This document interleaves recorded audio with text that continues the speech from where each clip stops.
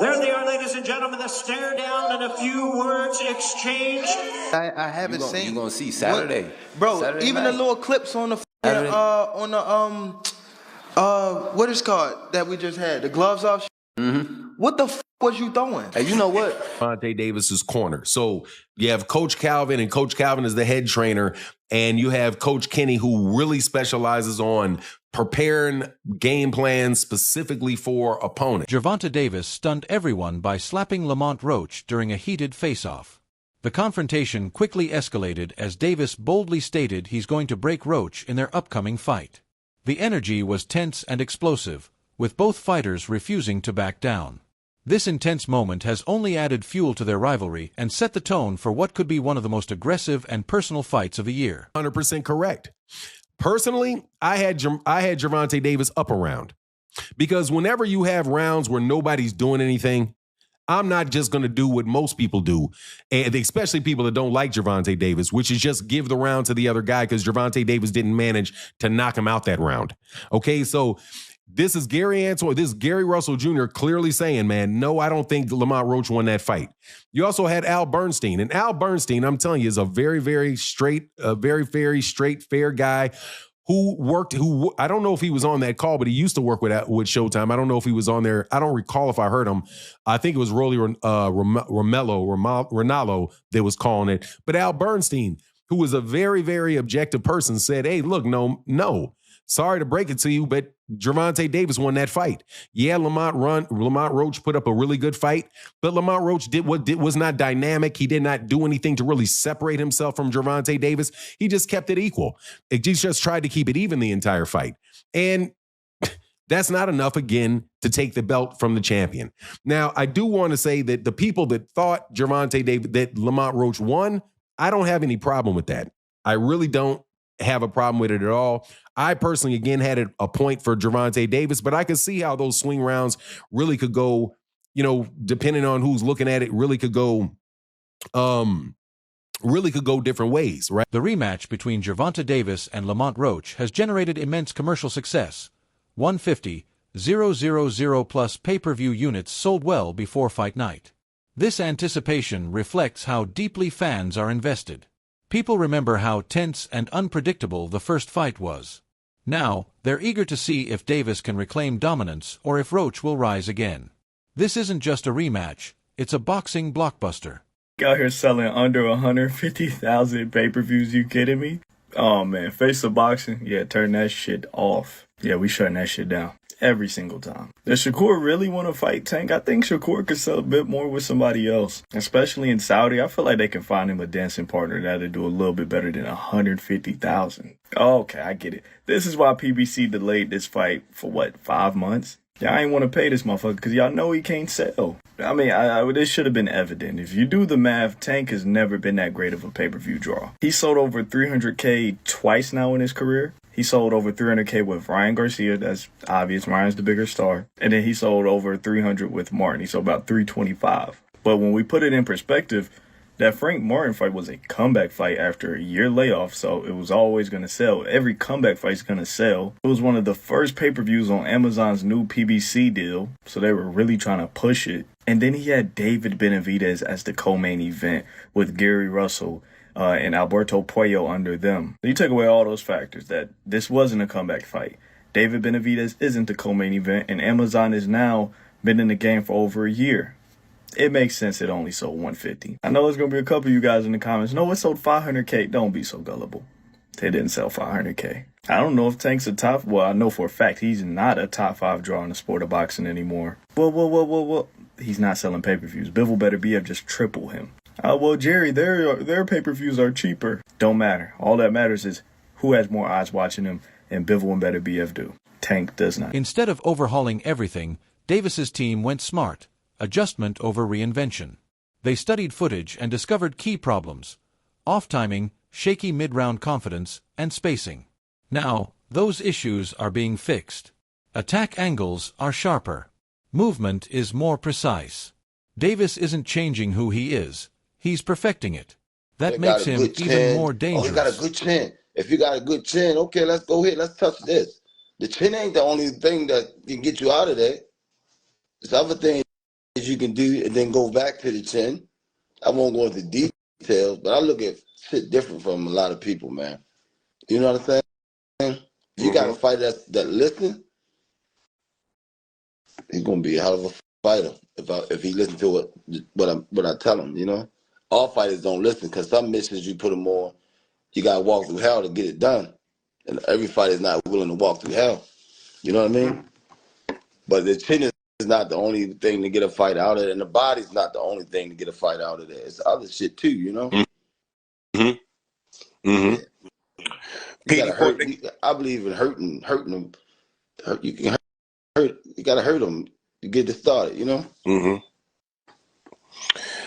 Petey, thank you for the $2. People were surprised by Roach and Tank. What do you think the biggest surprise was in the fight? It wasn't a surprise because we know Roach. It wasn't a surprise. Roach can fight. A lot of people think because a person is not popular, that they don't exist.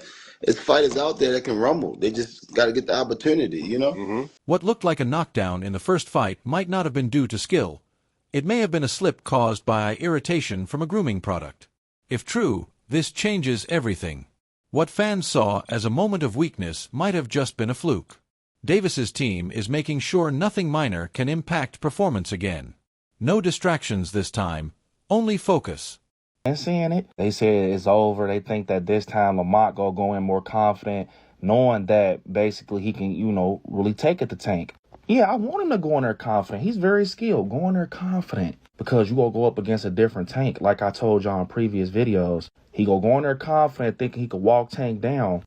Don't forget, with Tank, if he get you on that button, them lights going off. I don't care who you is. Remember how it ended up with Frank Martin?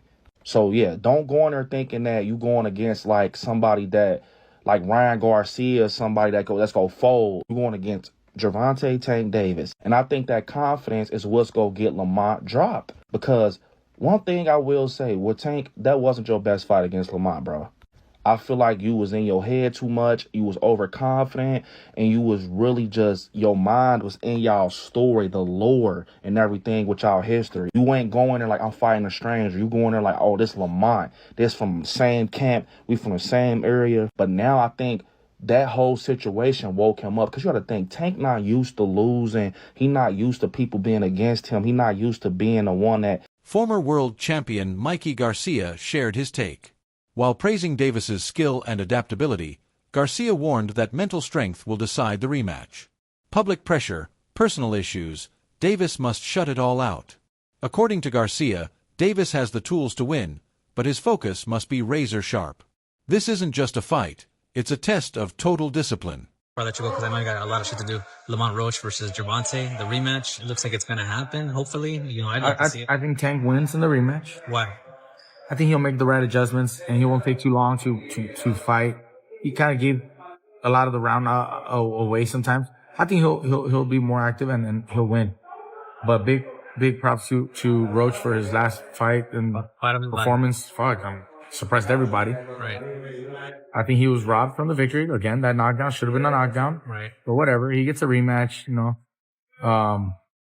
And maybe they get a third fight, after that. Who knows? Maybe it turns to Marcus Pacquiao. Maybe it turns out to be another great fucking matchup, and they say, let's run it back. Right. And maybe that controversy from the first fight actually helps Roach fucking get 3 fights out of it instead of just the one, or, you never know. So, hey, things happen for a reason, and I think he did really well in his first one. After the first fight, social media swirled with rumors that Davis might step away from boxing. But instead of replying, Davis responded with action. He jumped straight back into camp, silencing critics. His quick move to schedule a rematch shows his mentality. He's not hiding from the past, he's confronting it. Davis is back with purpose, and he's rewriting the narrative. Interview 7. Boxing expert Teddy Atlas gave a deeper look at Davis's skill set. While the public talks about his knockout power, Atlas highlighted the mental game, his control of distance, his rhythm, his calm under fire. Davis doesn't panic. He waits, then strikes. According to Atlas, this ring IQ makes him dangerous in moments that matter most. A whole month later and y'all still arguing over who actually won. It's just really like, okay, yeah, run it back, because we got to go ahead and settle this, squabble this up. I'm not gonna lie. I'm not gonna say neither fighter in here is shitty, okay? Because after the fight I seen on March 1st, yeah, they both was tagging shit. Both getting up with each other, okay? I feel like this is the perfect match. If anybody's gonna do a rematch, you need to be down, period. And Gervonta was stinging him. I'm not gonna lie. He was stinging him. Great fight for him. But I'm not gonna lie. He came out knowing what he was trying to do, y'all. Y'all have to give it to him. Like, y'all just be hating, okay? Y'all can't get in the ring and fucking fight. Y'all just be hating. At least I'm giving them no props, okay? Because Gervonta had a great fight. Don't get me wrong. My money was on him. But I think what messed him up was the fact that when he came out, y'all know he usually be 2 steps ahead. He was 3 steps ahead. I feel like he already had Tank figured out. And he definitely was not expecting that. And him, on the other hand, I think he came in really having something to prove. I'm not going to lie, y'all. Like, it was a really good fight. And I feel like this is how I see it. In the beginning of the fight, he was stinking, back to back, you know what I'm saying? And then at the end of the fight, that's when he finally kicked it up. But I seen consistency through him through the whole fight. Not gonna lie, like, so I just feel like the rematch should happen, because never know. He might, now that he was 3 steps ahead, become 8 steps ahead, and he might really knock his butt down. But at the end of the day, it's like, we need this rematch, because I don't think this is ever gonna be a dispute that is settled and, you know, officially he won, he lost until they fight. Like, we got to see it. Sports analyst Stephen A. Smith pointed out a clear mismatch: physical strength. While Roach has solid technique and fight IQ, Davis's physicality might be overwhelming. His reach, power, and pressure can smother Roach's skills, especially in close-range exchanges. As Smith puts it, sometimes fights aren't won with finesse, they're won with force. He's going to try to get to us, but we're going to frustrate him. He doesn't get frustrated. He takes his time. He's deliberate. You know, a lot of times at the beginning, people thought he was just a seek and destroy missile. They thought he was just a guy that got to you. And they thought that he would get over anxious. He don't get over anxious. He takes his time. He slowly closes those gaps, you know, inch by inch, step by step, and then he gets to you.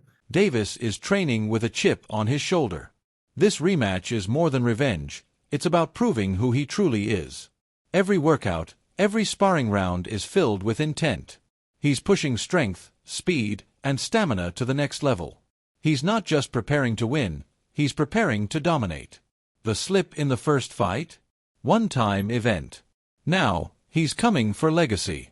And lastly, Stephen A., last name I, of course, want to throw your way is Gervonta Davis. I know you believe in his skills. Yes, I do. Yes, I do. What do you think of his fight with Roach? Oh, sorry, go ahead. I think Roach is too small. I think Roach is too small. And that's my issue. I'm not questioning the skill set or anything like that. But it was similar to Frank Martin. You know what I mean? This guy comes in there and you got 18 fights. And I remember watching that pre-fight press conference when he was annoying Gervonta Davis so much, and he cussed by accident. Excuse me. He cussed by accident. He was like, "Ooh, you know, making this up. He hurt me in sparring," and you know, and I knew Gervonta was gonna come for him, and sure enough, that's what he did. Walked right towards him from round 1 on. But you know, I remember what he said, and it really struck me. Gervonta's a smart dude, bro, and he said you really should have waited. You don't have enough experience. You really should have waited and took your time before you came to me. And that's what Gervonta Davis told him. And he was right.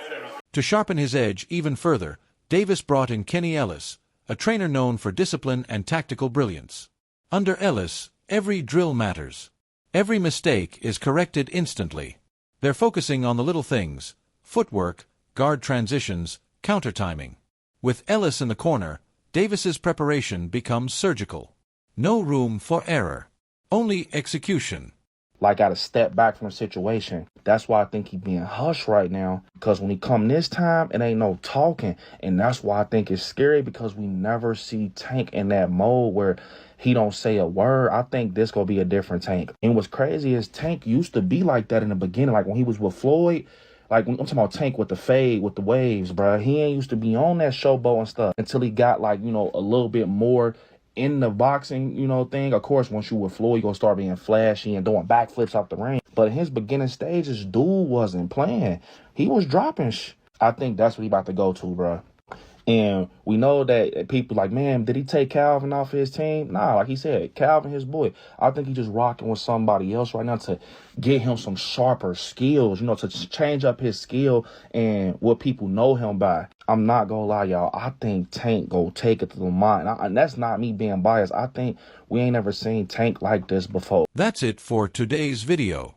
Stay tuned for more updates as the countdown to this explosive rematch continues. Like, comment, and subscribe, because this rivalry is just heating up.